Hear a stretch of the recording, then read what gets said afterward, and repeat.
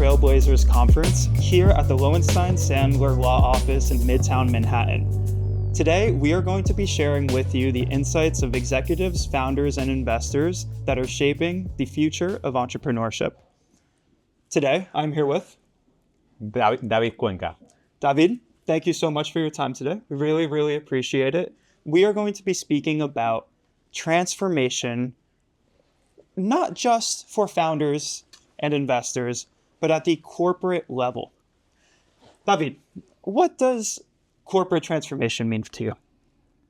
It's such a great question. When I joined IBM, let me share this story. When I joined IBM, I joined in sales. I think the sentence I heard the most in my first week in the job is, "We've always done it this way."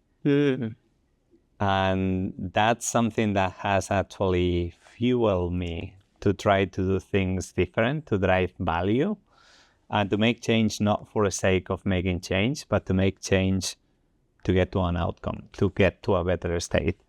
So transformation is changing that "we've always done it that way" culture to how can we do it better? I think I've just realized what the title of this interview is going to be, which is the dangers of "we've always done it that way." Because that is something that I tell, we advise startups, I do guest lectures.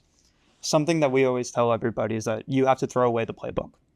You have to think about your own playbook. What is the blue ocean strategy? I don't know if you've heard of that before. What is the blue ocean strategy? An entire strategy for your business that did not previously exist. And then you have an entire ocean of opportunity.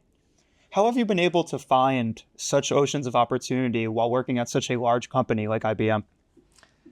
Typically, you find opportunity. I think this applies in large companies, but also for young entrepreneurs as well.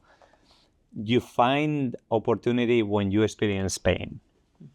That's how you find a gap. So if you're a customer and you find that somebody providing service, building a product, is not delivering fully what you need. So that's the first source of opportunity, you experiencing a suboptimal experience, and then being driven to make a difference, to make a change. The other way is a more deliberate way, which is what I do with my team today, is discovering. So through different methodologies like Kaizen, having different sessions, discovering better ways of doing things, starting with what is the way it works today, the as is, and then starting imagining the to be. Bringing experts and actually users of that specific product or service to the table and start co-creating with them together and finding and building the solution together. And so when a client comes to you with a problem, what is the first step that you take? Do you try to diagnose the problem, or do you seek to instead just kind of get at the solution immediately? We always, and again, my role is focused on internal clients, internal stakeholders. We always look at what is the problem. I feel if you go to the solution straight away, you're gonna miss so much. So it's always important to truly understand the problem statement, where you are at, what is driving the problem, and then you can actually solution it.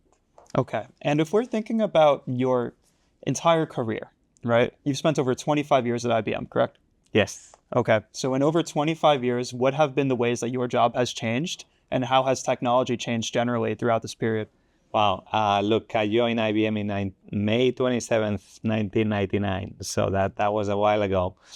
At that time, we had laptops that were probably as thick as this, and 3 times the weight, and probably 10 times less powerful than our mobile phones today. So technology has changed so much, and no artificial intelligence, no agents, no cloud services, right? Internet already available. I've done almost everything in IBM. I started in sales. I moved to marketing. I've done internal operation jobs, quote to cash, incentives. I've done strategy jobs. I've done transformation jobs, like now in multiple places. Madrid, which is where I joined, the Middle East, Dubai, China, and now the US. And The industry has changed so much.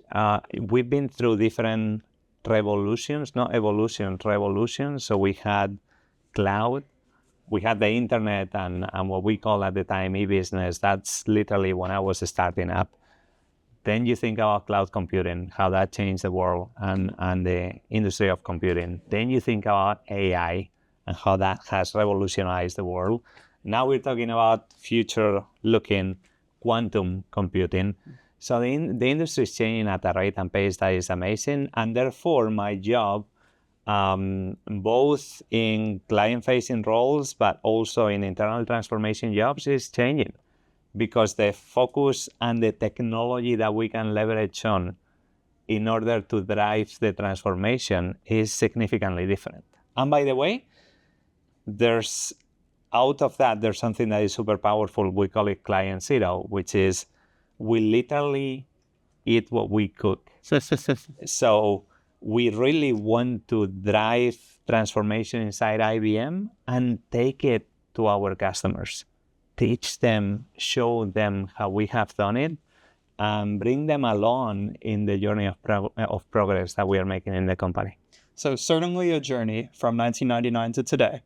And I think what your story does is tell me, and perhaps could tell somebody who's a student, that there is a distinct opportunity to still participate in the innovation landscape while they are seeking perhaps a startup job or something for once they graduate their school, right? Yeah. I think for better or for worse, it is very difficult for someone to continue to work on their startup after they graduate college. Mm-hmm. There's financial implications. It's difficult to keep a team together. You know, at some point, I ran a business that was VC backed in college, actually. Yes. And sometimes it felt like in college, we were running a school club because people just wanted to be a part of the business. Equity, even finances felt like they didn't matter. But unfortunately, once you graduate, it's very difficult to take that into the real world. Everybody has bills to pay, right? Yes. People want to move on to the next phase of their life. I think what I'm hearing from your story is the opportunity to still participate in the innovation landscape while you are after graduation. And so I'm curious from you, what advice do you have for innovators that are currently in college that are seeking to move on to the next phase of their life, and they are unfortunately unable to have a startup be the way that they're able to make that their job after graduation? Yes, that's a great question. And that's actually what happened to me. So I had a small startup before joining IBM, and even was dabbling on it in my first few years in IBM. I think entrepreneurship and entrepreneurial mindset, it is actually a mindset. So if you are an entrepreneur and you have that mindset, that's going to be with you all your life, regardless of the job you have. So my advice is come to the job with that mindset. Don't lose it. Because in my case, in my experience, that has been a differentiator in my company. That is one of the key value adders that I had versus other people. That has enabled me to grow in the company and to have so many opportunities. That's number one. Number two, find a company that aligns with that mindset. So now, for example, in IBM, our chairman keeps talking about, Arvind Krishna, keeps talking about building and promoting an entrepreneurial mindset, a founder mentality. That's so inspiring for people like me because that's truly who we are. So if you go to a company that is not going to have this, is not going to do this from the top or cascade this from the top and literally corporate-wide that entrepreneurial mindset, you may struggle, right? So keep your mindset. Don't change if you decide to go to the corporate world because that will be a value adder. Choose your company well. Choose the department well. And ideally, if you can, choose your boss well, right? There's different people that you can work for in the same company that can totally change your experience. And if you work for someone who will inspire you, someone who you will learn from, I feel is so much better and you will get so much out of that compared to the opposite. Amazing. I think that that's wonderful advice. And I think that that is something that students needed to hear, right? And I think everybody would like to choose their boss. And it's interesting. I also went to law school, and someone told me that whatever I did for my first legal job is what would be my job forever.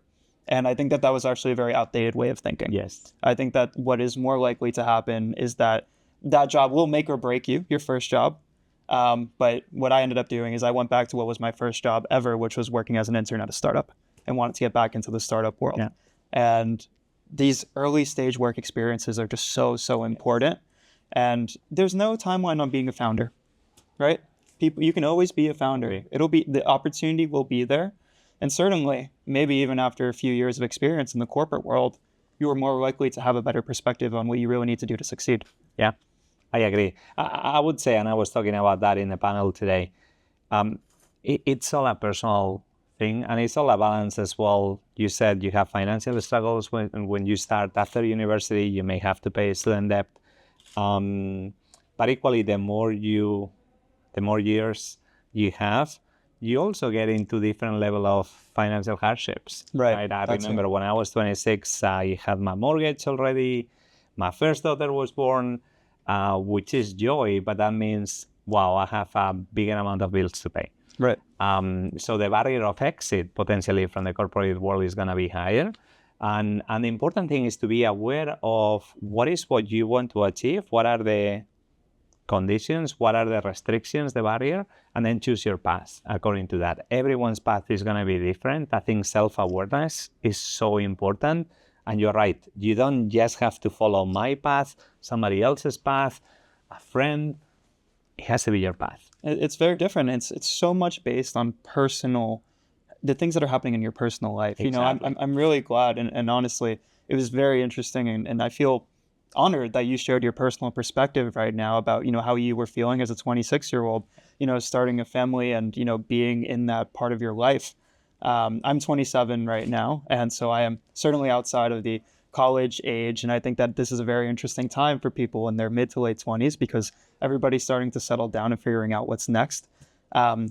We talk to startup founders all the time. I know so many startup founders that are my exact age, and I think they all could maybe benefit from hearing exactly what you just said. So Brilliant. I'm very thankful that you said that, and that's the exact type of perspective we like to show in our interviews. We do not want to just speak about corporate transformation, although you gave us some great insights on corporate transformation. But corporate transformation is related to how you're feeling in your personal life. Your work and your life are inexplicably intertwined. This is not Severance. It's a very popular TV show right now. It's not Severance. Yes. And so I'm really thankful that you took the time to speak with us today, David. Thank you so much. Muchas gracias. My pleasure. Thank you. And Thank you. Where can people find you and learn more about what you're working on? Yes, find me on LinkedIn,